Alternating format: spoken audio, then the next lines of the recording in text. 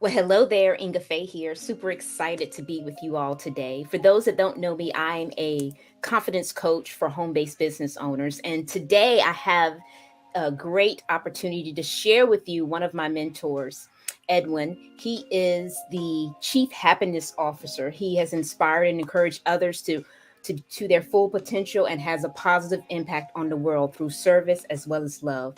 And the purpose, and that is his purpose statement. He's a dynamo of humor and enthusiasm, and Edwin stands at the forefront of entrepreneurial spirit with over 30 years of experience. He is a keynote speaker and thought leader with the focus on happiness. So, without further ado, here's my mentor, Edwin.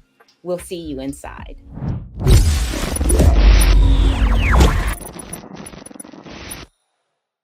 Hey there, Edwin. Good to have you today. Hey, I'm very happy to be here. I'm excited. Yes, me too. So today I'm so excited to share you with my audience to learn more about how to provide value before you sell. But before we get into that, tell us a little bit about you, what you do, who you serve, and how you serve them.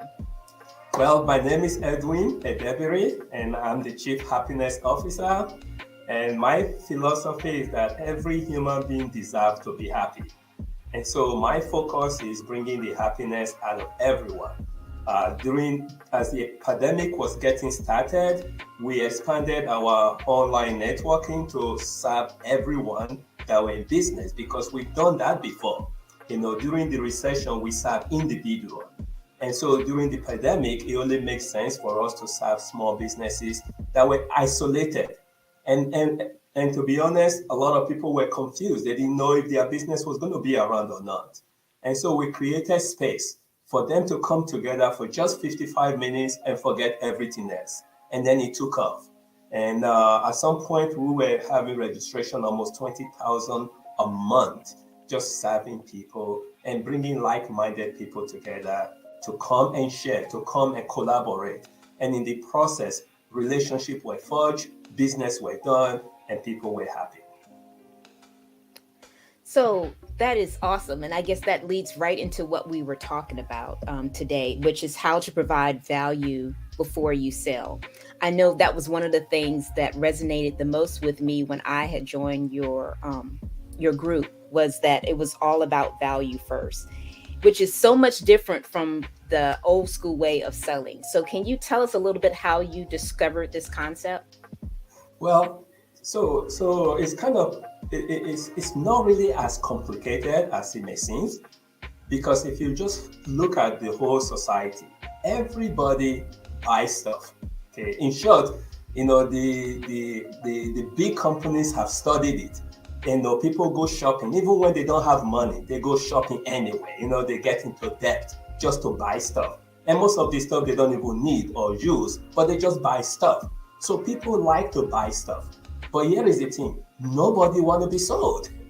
Nobody want to be sold. Now it might sound strange, but nobody want to be sold. So once you figure that out, you have to try a different approach where people just come in, they feel like they have the best product, they have the best company, everything they do is the final, they are the best things in sliced bread. Nobody cares. But what they do care about is if you care about them. And so the angle that I start to figure is, if you're going to remove stress from selling, if you're going to make selling rewarding, then you have to use a different approach. You have to differentiate yourself from the rest of the marketplace. You have to find a way to be of service first to your audience. And once you do that, they will be the one to tell you how to sell them.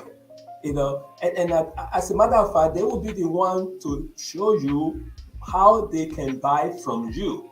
And it's not that complicated at all. So what kind of service do you provide? And this is why you see a lot of the technology company, they have the free plans.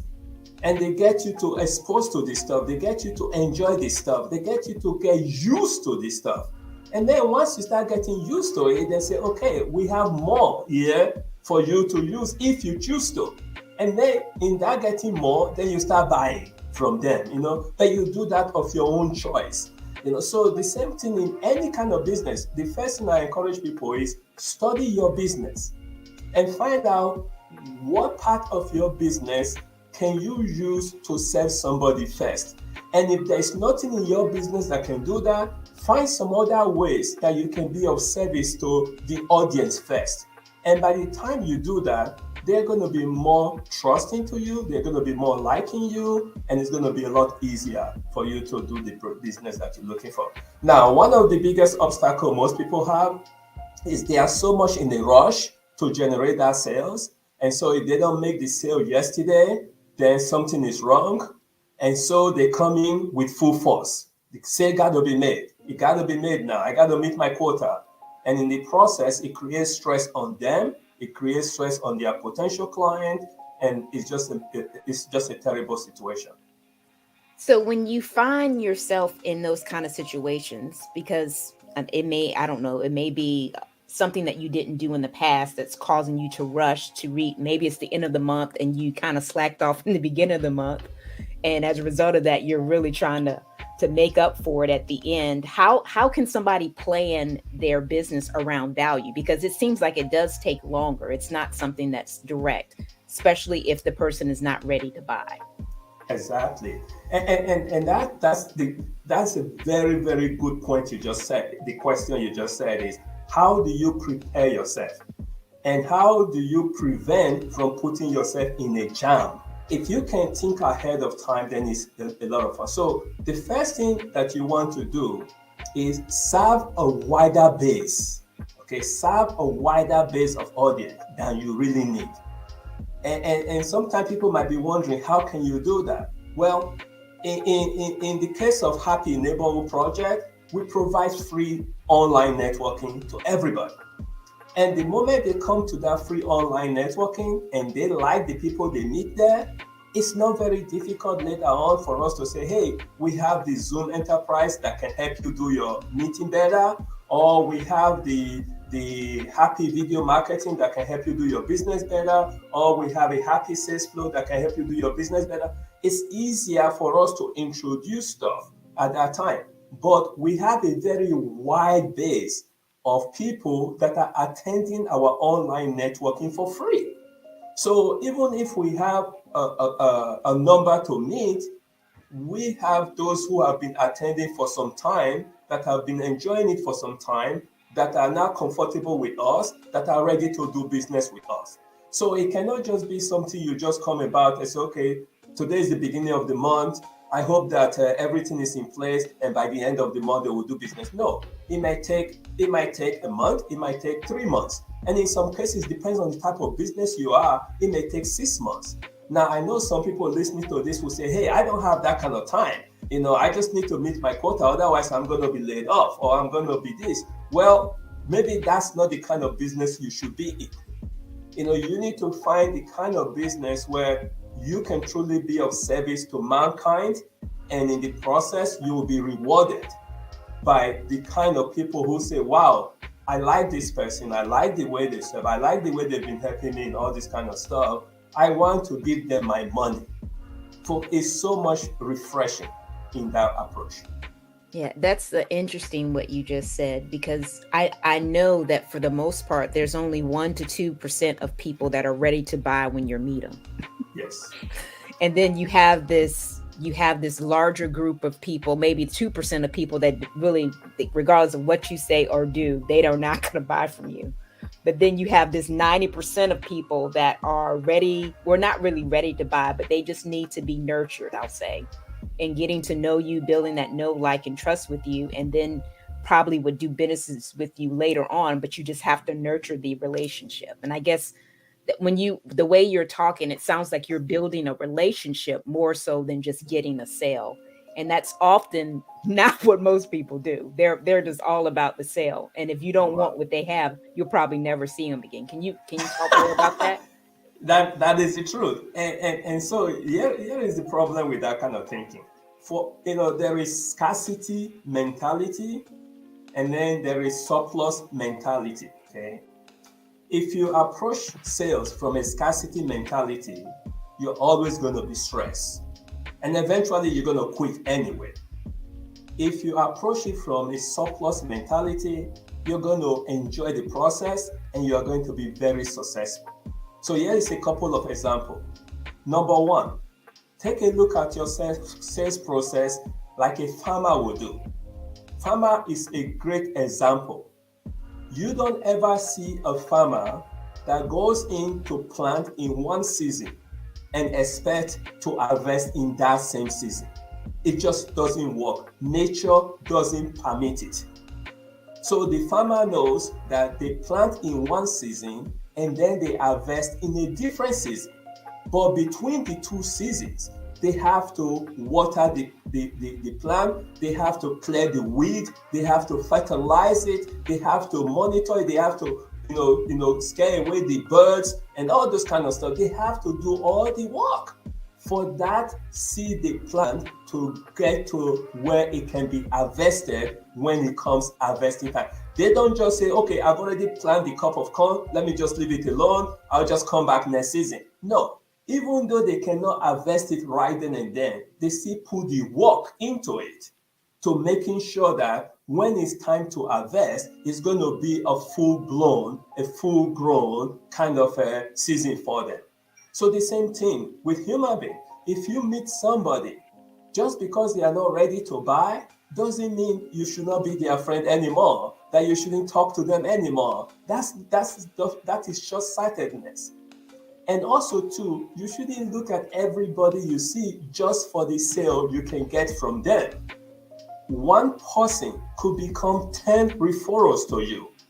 One person could be another 2 or 3 collaborators, connection for you. One person could be a major jump to your next success. So that one person may not buy from you, but if you treat them well and you nourish them, they could lead you to people that can buy from you. And so that's why it takes time. And so when you look at it, okay, when I first meet this person, this is season for planting. I'm going to nourish this relationship. We're going to grow together. And when the time comes, there will be time for harvest.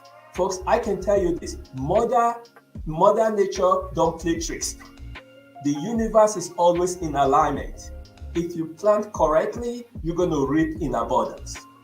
Wow, that's powerful. That's powerful. But I know I have people out there that are thinking this one question. But Edwin, how long? How long is it going to take? How long? First of all, I can say in a simple way, however long it takes. Because there are some people that matured a little bit quicker, and there are others that matured a little bit longer. And so you are not just working on one person. So when you start your network, you're building on different sets of people. So the person you started working on in January might be ready in February. Well, another person you started in January might be ready in March or April. Another person in January might not be ready until December. So you have to understand your business enough. So like I said, in the beginning of this interview, you need to approach a wide base. A wide base. You cannot calculate it. You can't say, okay, I'm going to talk to 3 people, and then I hope that out of these 3, 1 will do. No, you approach wide base of people, and then different people will become ready at different time, and enough will be ready for you to meet your goal. Okay, so that's the universe coming in again, huh? Yes, it does, and it goes back to whatever you plant. You're not going to plant a cup of corn, and then Mother Nature give you watermelon. It doesn't work like that. If you plant a cup of corn, when it comes time to harvest, you are going to harvest a bushel of corn. So it's not just your one cup; it's going to be a bushel. And it's going to be enough to reward you for all the time and effort you put into it, and even some to give to some people as a way of saying thank you for your support and your help in the process. Right. And that can go either way. So if we are interacting with people and just trying to get the sale, and then after we don't get the sale, I guess when we think we should and we let them go, then we're going to have a feel of probably no harvest because we haven't developed those relationships and nourished those relationships to actually grow into that bushel of corn. Yeah. exactly like what you're just saying.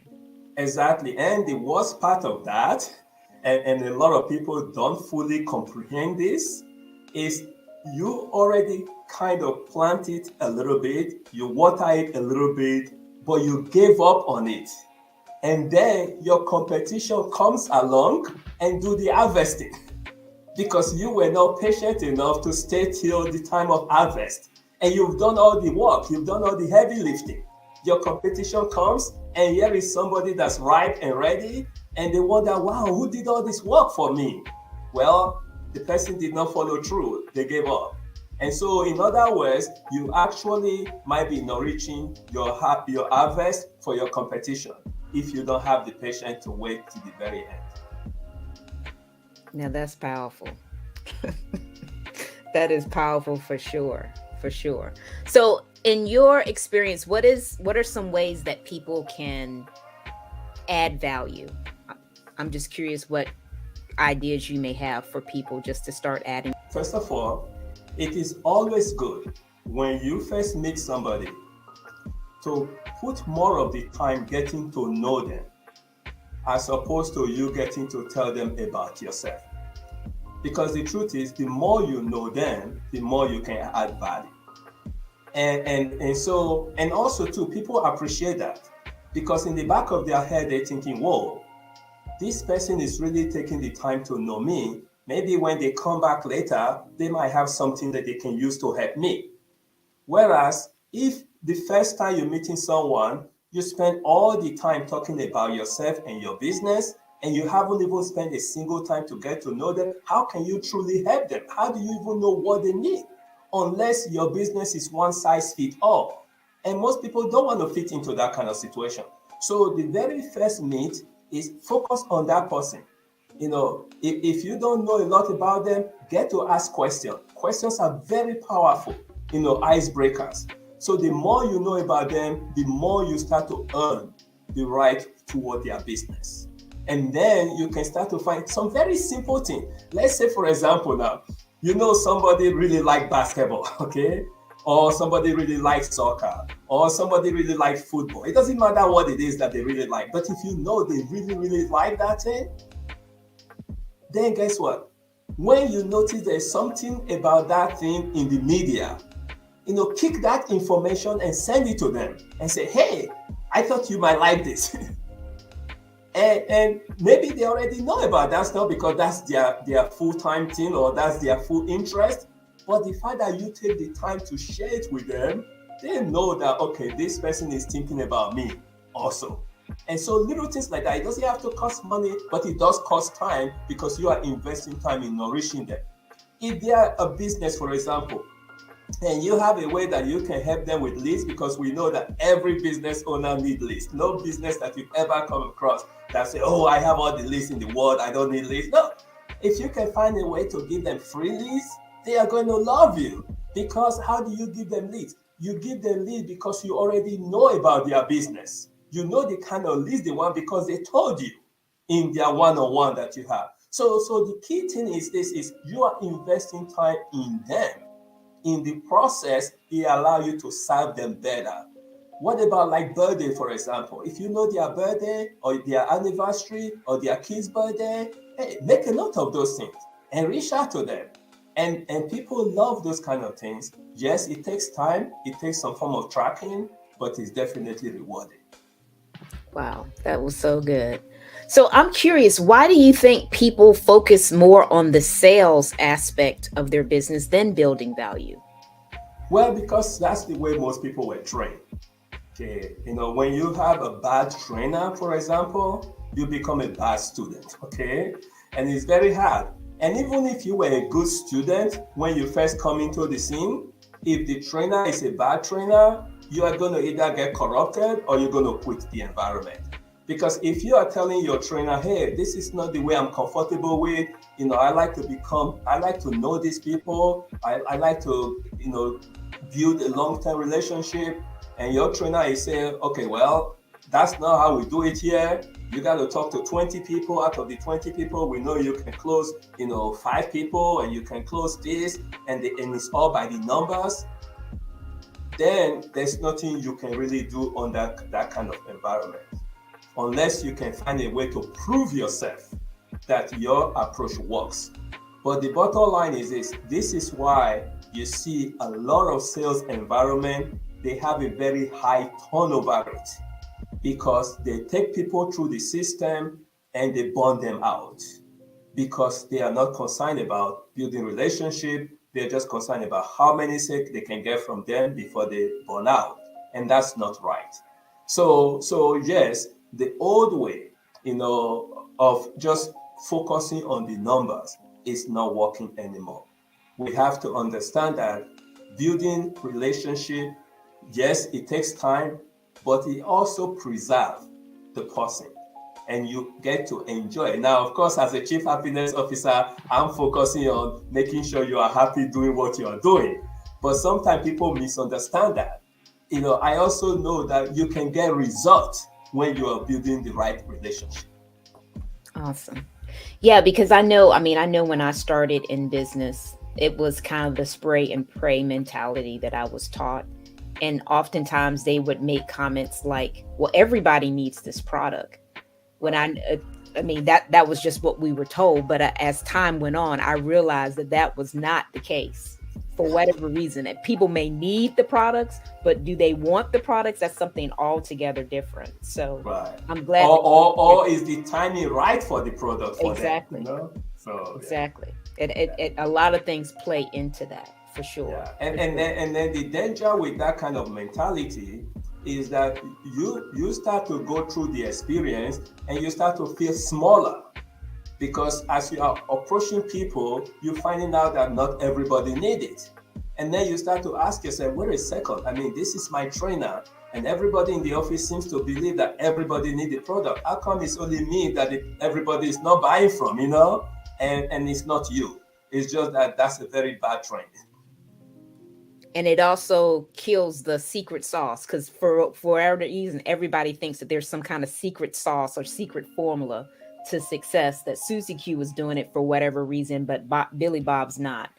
And they're trying to figure out what they're doing wrong, just like you say, because they've been told that everybody needs it. And then they're just like, yeah, but I haven't seen it because I'm struggling doing what you told me to do. But Susie Q over here is doing great about it. Yes. So before we close, do you have any final thoughts? Because I want to share your link with my audience, and then I want to make sure that you've said everything that you wanted to share about how value is so much important when it comes to value is important before the sale. Yeah, so the first thing, of course, is when you're going to get involved in any kind of business or in any kind of selling, make sure it is the product or service that you really believe in, that you really enjoy, that you feel good about. Because if you go out to present it to somebody else and they don't like it and they try to tear it down, it will not affect you because you already feel good about it. So you have to feel good about it.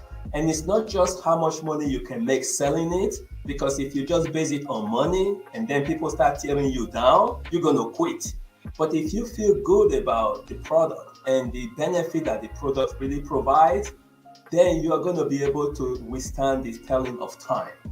Okay, and then be ready to do the work. There is no shortcut. Be ready to start with reaching out a lot of people, doing the numbers in the sense, but you're doing the number to expand your base. And then you start building the relationship, and then be patient. As the relationship grows, it's not just the fact that they buy from you, but it's also that they can refer businesses to you.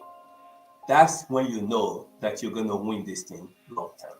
And then, of course, I would always invite you to come and attend one of our free networking events. It's online, and you get to meet some really great people that could, could be a potential collaborators, could be a potential partners, and could also be a potential sales. It all depends on how the relationship gets started. And then the bottom line for me is, when it's all said and done, make sure to have some fun. Okay, make sure to have some fun.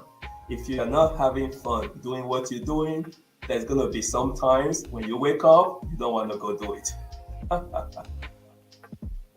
Well said. Well, thanks again for your time and your wisdom today, Edwin.